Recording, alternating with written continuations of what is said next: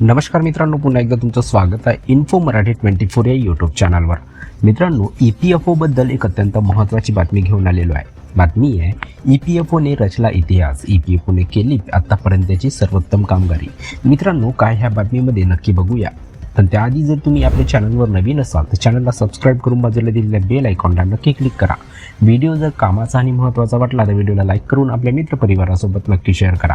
आणि हो मित्रांनो, व्हिडिओला शेवटपर्यंत नक्की बघा, जेणेकरून तुमच्याकडून कोणतीही माहिती सुटणार नाही. मित्रांनो, कर्मचारी भविष्य निर्वाह निधी संघटना म्हणजेच EPFOने दावा निकाली काढण्याच्या बाबतीत ऐतिहासिक कामगिरी केली आहे. 2024-25 या आर्थिक वर्षात EPFOने 5 कोटीहून अधिक दावे निकाली काढले आहेत.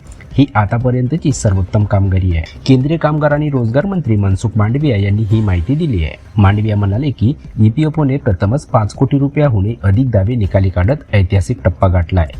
आर्थिक वर्ष 2024-25 मध्ये EPFOने 2,05,932 कोटी रुपयाचे 5.08 कोटी दावे निकाली काढले, जे 2023-24 या आर्थिक वर्षातील 1,82,838 कोटी रुपयांच्या 4.45 कोटी दाव्यापेक्षा अधिक आहे. दावा निकाली काढण्याची प्रक्रिया आणि तक्रार निवारण्याच्या दिशेने EPFOने उचललेल्या परिवर्तनात्मक सुधारणाच्या पावलामुळे हे यश मिळू शकले आहे. मित्रांनो, ही ट्विट बघू शकता जी मनसुख मांडवियाकडून आलेली आहे. त्यामध्ये पूर्ण डिटेल दिलेले आहे.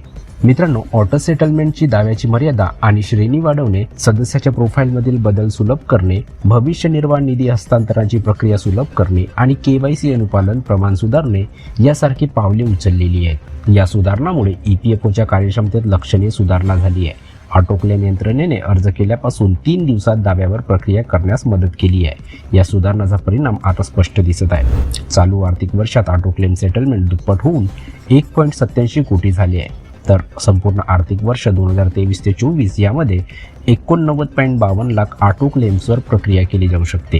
भविष्य निर्वाह निधी हस्तांतरण दावा सादर करण्याची प्रक्रिया देखील सुलभ करण्यात आली आहे.